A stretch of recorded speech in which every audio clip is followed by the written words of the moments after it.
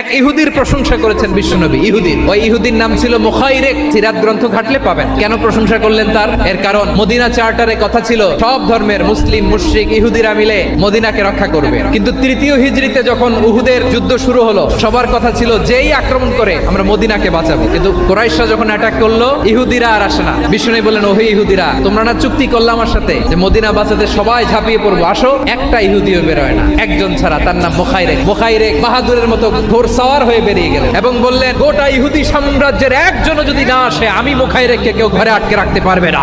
এসে বললেন, আমি মুহাম্মদের পক্ষে যুদ্ধ করব। আমি মারা গেলে আমার সম্পদ আমার উত্তরাধিকারীরা পাবে না, আমার সম্পদ তোমরা মুহাম্মদকে দিয়ে দিবা। সুবহানাল্লাহ বলেন। উহুদের ময়দানে 70 জন মুসলমান শহীদ হলো। এই ইহুদি, সেও মুসলমানের পক্ষে যুদ্ধ করে নিহত হলো। মুসলিমদের লাশ যখন নিয়ে আসা হলো, এই মুখাইরিকের লাশও নিয়ে আসা হলো। মুসলিমদের লাশের পাশে মুখাইরিকের লাশ দেখে বিশ্বনবী মুখাইরিকের প্রতি অনেক খুশি হলেন। আমার নবী ইহুদিকেও সম্মান দিতে কার্পণ্য করে নাই। আওয়াজ করে বলেন, আল্লাহু আকবার।